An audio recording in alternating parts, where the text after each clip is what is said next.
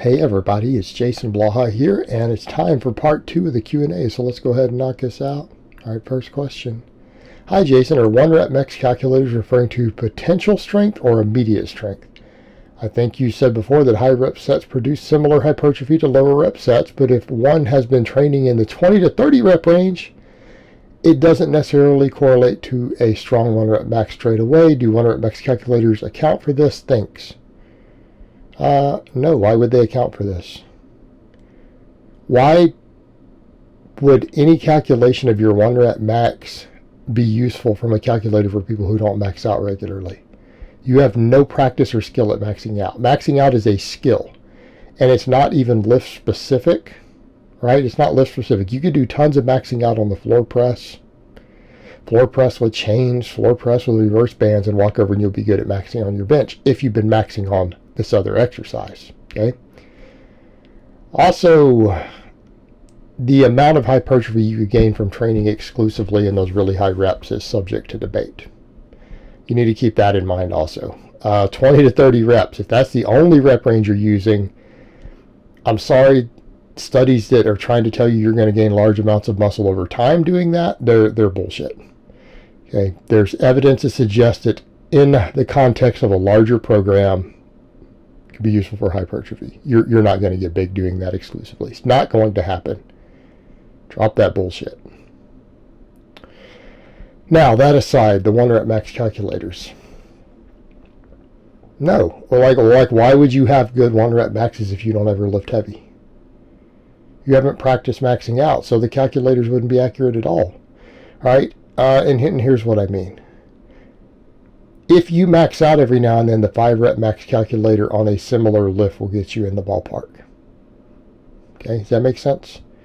You could extrapolate your 5 or 8 rep all-out sets to a 1-rep max on similar movements.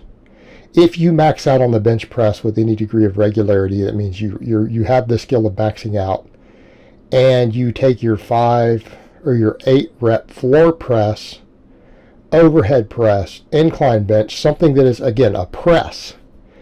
If you are proficient at maxing out on presses, it will be a good estimate. Be a good estimate. Also, if you need to predict rep work, we work the other direction.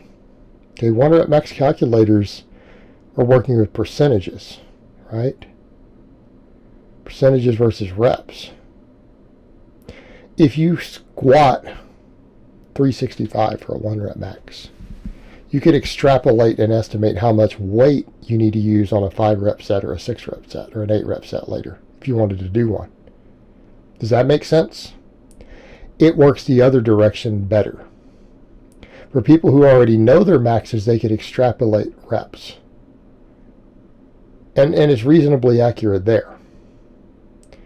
This whole notion, and people have this really crazy, bizarre idea that people are really good at different rep ranges. No, you either practice maxing or you don't. The only reason one guy can hit 8 reps with 315 and another guy can hit 13 reps with 315, and they say, oh yeah, we'll see, it's endurance or bodybuilding training versus power. No. Because the guy who hit the 13 reps doesn't max out. If he practiced maxing out, I don't care what the lift is. I don't care if it's squat, bench, deadlift, overhead press, weighted pull-up. If you can do 13 reps with some power lifter's 8-rep max, you have a higher max than him if you actually practice maxing out. You will have a higher max than him, period. You just need to do 2 or 3 maxes. You need to max out every week for about 3 weeks, and then you'll smoke him. Okay? But these calculators are useless for people who don't actually max out. They have no use to you. They're completely useless. Okay? They're completely useless if you don't max out at all. They're useful for similar lifts, though. Again, someone who maxes regularly on the bench press probably has a decent overhead press max. Even if they only do rep work, they could estimate it. They're very accurate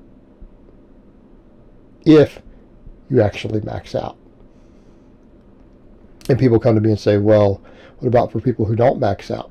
You mean pussies? Who doesn't max out?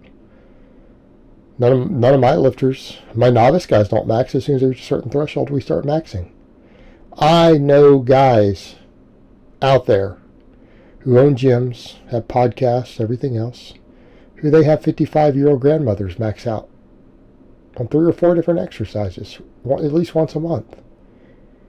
What do you mean, who doesn't? You're telling me you care about strength and you don't ever test maxes? What in the hell are you doing? I don't know what you think training is.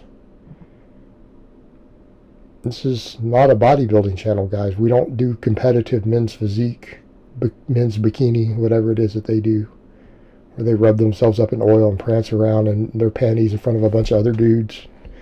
All right, this is a strength, fitness, and athleticism channel. All right, you max out, guys, and there's nothing wrong with maxing out. It's perfectly safe. Test your maxes. Otherwise, I don't know what in the hell you think you're doing. All right, next question. Hey, Jason, I've been running your ICF novice program for a couple of months. Which one? And I've been making great gains on it. My squat, however, is lagging because every time I squat heavy for me, my knee has a pain in the inner left side of the kneecap.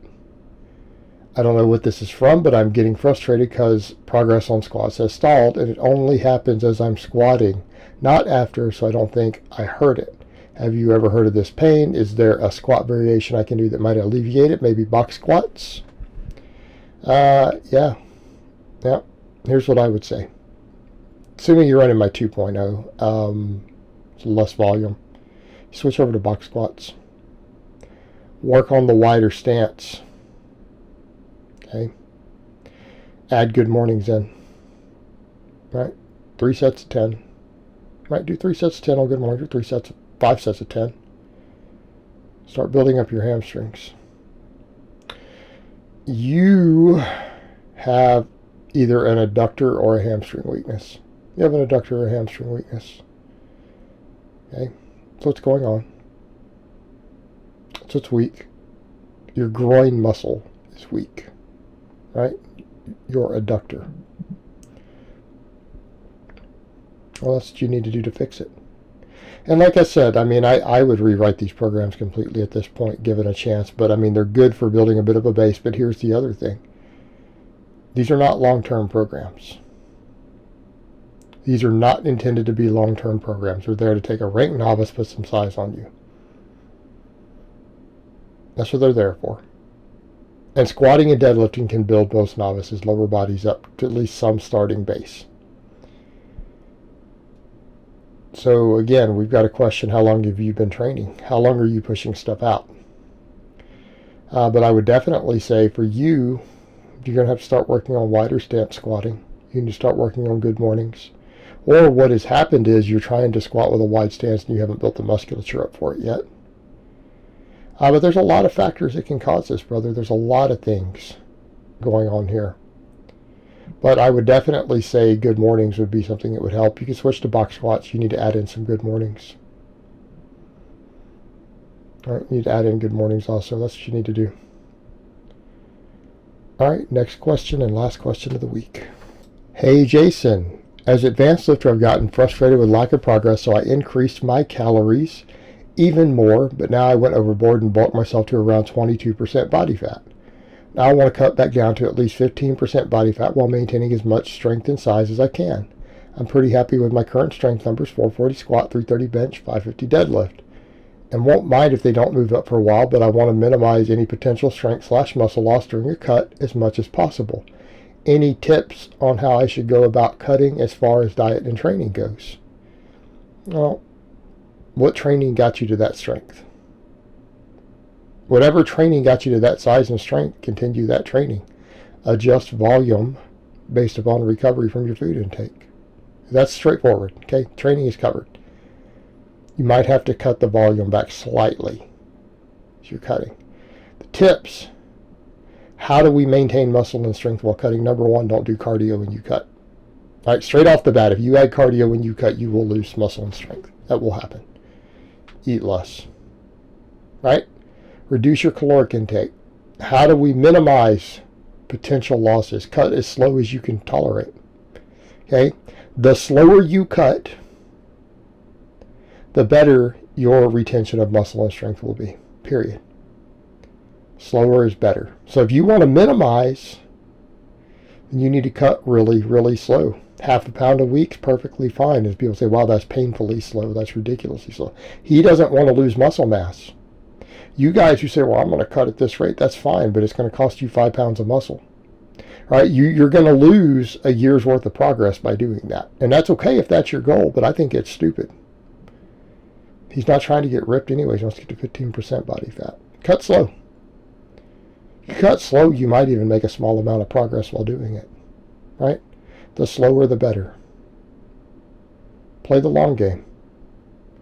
Play the long game.